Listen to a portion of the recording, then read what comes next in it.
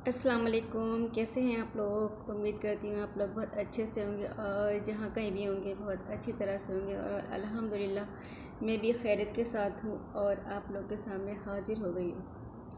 देखिए, मुझे टाइम नहीं मिल पाता, मैं रोज़ अपना वीडियो अपलोड नहीं कर सकती क्योंकि मुझे बहुत सारे काम होते हैं यहाँ पर। लेकिन हाँ, जब भी टाइम मिलता है तो मैं एक एपिसोड ज़रूर एक वीडियो अपनी ज़रूर बना देती हूँ और आप लोग के सामने हाज़िर हो जाती हूँ। तो देखिए, मैं आपको बता रही थी कि मेरा केस बहुत डिले हुआ, यानी कि 7-8 साल हो गए उसको चलते। और उन लोग का तो मकसद ही यही था, मैंने शुरू से आप लोग को बताती आई हूँ कि बस इस केस को किसी भी तरह से हम लोग को डिले करना है, और वो डिले कर रहे थे। उसके बाद हर जज जितने बहुत मैंने जो अच्छे जज मिले उनके बारे में आपको बताया कि उन्होंने जो है बहुत अच्छे से किया और डिले भी नहीं हुई। कुछ जज ऐसे भी मिले जिन्होंने डिले भी किया, और उन्हीं में से एक जज और हैं जिनके बारे में मैं आपको बताना चाहूँगी कि वो मुसलमान भी थी। वो मुसलमान थी, उनका नाम था यास्मीन। तो देखिए, इस तरह से करते करते जो मेरा केस था एक ऐसी जज के पास आया जो कि मुस्लिम थी। मैंने भी इनका नाम बताया, यास्मीन नाम है उनका। अब और अभी भी वो किसी न किसी जगह ज़रूर पोस्टेड होंगी, और अल्लाह करे वो मेरा वीडियो देख लें और उनको पता चले कि मैं उनके बारे में क्या बता रही हूँ। देखिए, मैं इतनी परेशान थी, और जब मैंने देखा कि एक मुस्लिम जज के पास मेरा केस गया है और वो भी मुस्लिम जज के पास गया और वो फीमेल जज है, तो मैं बहुत खुश हो गई। और यह सोच करके खुश हो गई कि चलो, ये मुस्लिम है और मुस्लिम एक औरत का दर्द ज़रूर समझेगी। ये मैंने सोचा था कि एक औरत है वो, और एक औरत का और दर्द ज़रूर समझेगी कि मेरे साथ क्या फीलिंग हुई, क्या तकलीफ़ आई है। उसको इस बात का अंदाज़ा ज़रूर होना चाहिए, क्योंकि वो खुद औरत थी और साथ में वो मुस्लिम भी थी। दो चीज़ें उसके सब साथ थी बेनिफिट, एक वो मुस्लिम भी थी और दूसरे वो औरत भी थी। वो सुन ले मेरी बात अच्छी तरह से। अब मैं उसको बता रही हूँ, अल्लाह पाक ने मुझे मौका दिया है, मैं इस मुकाम पर आई हूँ, आज मैं बोल सकती हूँ। तो आज वो मेरी बातें सुन ले कि जिस तरह से उसने मुझे परेशान किया और मेरे साथ उसने जो जितना बुरा किया ना, वो मैं आप लोगों को आज सबके सामने उसकी बात बताती हूँ। यास्मीन के बारे में, जो यास्मीन जज थी जिसने मेरा जजमेंट भी दिया था, उसकी मैं शुरुआत की बात आपको बता रही हूँ। मैं बार बार उसका नाम ले रही हूँ, यास्मीन उसका नाम था।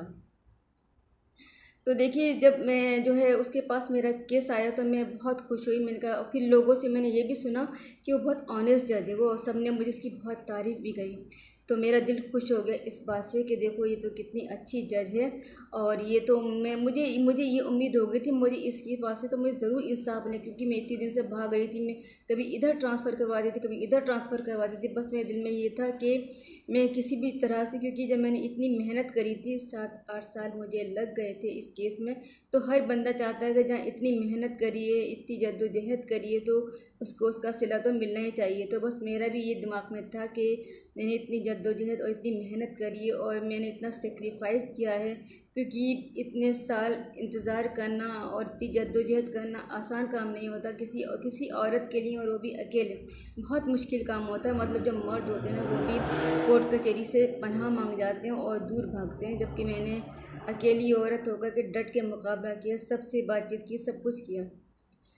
तो देखिए, ये थी ठीक है। उसके पास केस आया, जब पहली बार मेरी उसकी मुलाकात हुई, जब मेरी पहली डेट पड़ी, तो वो मुझसे बहुत अच्छी तरह से पेश आई।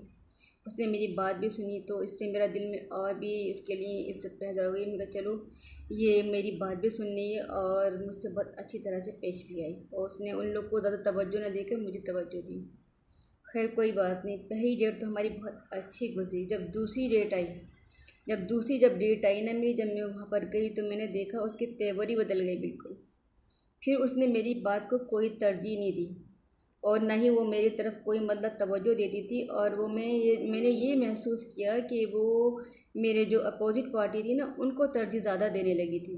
मेरी तरफ से उन्हें तरजीह कम और उन लोग को तरजीह ज़्यादा दे दी। और ये हो गया फिर उसका कि वो जजमेंट उसके पास होना था, वो जजमेंट को डिले करती थी। कभी कोई बहाना बना देती थी, कभी कोई थोड़ी सी भी कोई बात होती थी तो फ़ौरन कह देती थी, अब मैं आज जजमेंट नहीं करूँगी। कभी कह देती थी, मेरी तबीयत ख़राब है तो मैं आज जजमेंट नहीं कर पाऊँगी। कभी कहती थी कि छुट्टी हो गई तो मैं जजमेंट, कभी वो कहीं चली जाती थी। इस तरह से करते करते करते जानते हैं, उसने 2 महीने लगा दिए। 2 महीने हो गए, जबकि जजमेंट 10-15 दिन में हो जाना चाहिए। 2 महीने हो गए। 2 महीने तक उसने केस रखा और उसने कोई जजमेंट नहीं दिया। अब मैं इतना परेशान हो गई, मैंने किया, अल्लाह मैं क्या करूं, ये तो जजमेंट ही नहीं कर रही है। अगर ये जजमेंट नहीं करी तो फिर क्या होगा, ये तो वैसे ही पड़ा रहेगा कि पहले तो इतने दिन जो है वैसे ही वेट किया, अब जजमेंट का नहीं वेट हो, फिर अल्लाह अल्लाह करके फिर एक दिन आए, फिर जजमेंट का डेट आई, फिर मैं गई। भी जानते मैंने सोचा था शायद आज हर कोई मुझसे पूछा जजमेंट हुआ, मैंने कहा नहीं हुआ। हर कोई मुझसे जजमेंट में करना नहीं हुआ। फिर आया टाइम जजमेंट का, फिर मैं गई, मैंने सोचा मैं इस बार ये जजमेंट कर देगी। जब मैं जजमेंट के लिए गई तो जानते हैं उसने फिर 2 महीने में बहुत अच्छी तरह से फाइल देखी, बहुत पढ़ा लिखा, उसके बाद उसने उसमें एक कमी निकाली कि जिससे कि मेरा केस जो है डिले हो जाए। तो जब मैं जजमेंट के लिए गई तो मुझसे कहती है कि आपका केस का जजमेंट नहीं हो सकता है। मैं क्यों क्यों नहीं हो सकता, क्या होगा इसमें? तो कहती है कि आपकी जो दहेज की लिस्ट है ना वो इनकम्प्लीट है, उसको कंप्लीट करना है, क्योंकि मैंने आपको पहले ही बताया था ना दहेज की लिस्ट कितनी इम्पोर्टेंट होती है, इसीलिए मेरा केस देखिए रुका। उसने मेरी जो है दहेज की लिस्ट के लिए मेरा केस को रोक दिया, कह दिया कि आपकी जो दहेज की लिस्ट है वो इनकम्प्लीट है, इसको आपको पक्का कराना है। वो मैंने आपको पहले बात बताई थी ना कि पक्का कराने का मतलब होता है कि जज उसको प्रूव करे कि ये जो आपकी जो लिस्ट है वो बिल्कुल सही है। तो वो मेरी लिस्ट नहीं हुई थी, तो उसने इस बात पे मेरा केस रोक दिया। उसने कहा कि नहीं, पहले आप ये करा कराइए और तब मैं आपका जजमेंट करूँगी। तो फिर जो, लेकिन मैं आपको एक बात बताऊं, जो मेरा वहाँ पर जो गवर्नमेंट का जो वकील था वो बहुत अच्छा था। उसकी मैं जितनी भी तारीफ़ें करूं उतना ही कम है। उसने जब जजमेंट के टाइम भी इतना अच्छा, जब क्या वो मैं आपको बातें बताऊँ, लेकिन वो बहुत बहुत अच्छा था जो वो वकील था, बहुत ही अच्छा वकील था। मतलब एक जो प्राइवेट जो वकील होता है ना, उससे 1000 गुना ज़्यादा अच्छा वकील वो था जो मेरा गवर्नमेंट का वकील था।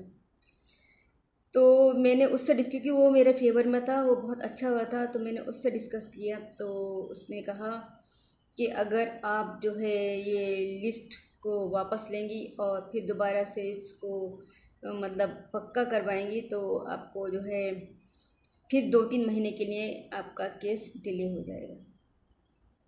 मतलब अब ये देखिए, आपने 2 महीने उसने केस रखा और रखने के बाद उसने एक ये कमी निकाली कि जिससे कि इसका 2-3 महीने के लिए केस और डिले हो जाए। हो सकता 2-3 महीने तो उसने कहा था, और मतलब 5-6 महीने ही डिले हो सकता था, क्योंकि कोर्ट का कुछ पता नहीं है कि कब कितने दिन में क्या टाइम हो सकता है। उसमें भी लिस्ट पक्की होने में भी अच्छा खासा टाइम लग गया था। अब मैं ये जो सोचा तो मैं और भी ज़्यादा टेंशन में आ गई। मैंने कहा अल्लाह अल्लाह करके तो इसकी ये नो बताई थी कि ये जजमेंट पे आया था केस, और अब ये फिर डिले हो जाएगा 5-6 महीने के लिए। अब मेरे समझ में नहीं आ रहा कि मैं क्या करूं क्या नहीं करूं। मैंने सबसे मशवरा भी किया, और सबसे पहले तो उसी से मशवरा किया जो गवर्नमेंट वकील था। उसने कहा कि तुम्हारे लिए अच्छा तो होगा, लेकिन साथ में डिले तो 100% हो। सब ने यही कहा डिले तो 100% ही होगा ये। अब मेरे कुछ समझ में नहीं आ रहा था कि मैं क्या करूं क्या नहीं करूं, लेकिन मैंने क्या डिसीज़न लिया इसका मैं आपको आगे बताऊंगी। और उसने मेरा क्या जजमेंट किया यास्मीन ने, वो भी मैं आपको अगली बार बताऊंगी। अभी सिर्फ इतना ही, फिर मिलते हैं। जाने से पहले मैं आपको एक ब्यूटी टिप्स भी देती जाऊंगी। तो देखिए, आज मैं आपको बताऊंगी ये चीनी के बारे में। चीनी और जो है थोड़ा सा गुलाब जल, मैंने पहले ही बताया था। ये अगर आप इसको फेस पे भी अगर आप अपने रगड़ते हैं, फेस पे अगर आप अच्छी तरह से इसको रगड़ेंगे तो इससे भी आपकी स्किन बहुत अच्छी हो जाएगी, और थोड़ी जो है ना मुलायम भी हो जाएगी, और यंगर युग भी देगी, और बहुत अच्छी हो जाएगी स्किन अगर आप चीनी और गुलाब जल मिला के। अब देखिए, गुलाब जल और ये चीनी को जो है ना आप अपने फेस पे भी लगा सकते हैं, प्लस अपने हाथों पे भी। आप एक बार मिला लीजिए उसको, चीनी को और गुलाब जल को। वो आपके लिए 3 चीज़ों पे काम करिए। एक तो आप फेस पे भी लगा सकते हैं, हाथों पे भी रगड़िए, पैरों पे भी रगड़िए। ये जो है 3 चीज़ों के लिए आपका जो है बहुत अच्छे से काम करती है, तो इसको ज़रूर अपनाइएगा। फिर आपसे मिलते हैं, तब तक के लिए अल्लाह हाफिज़।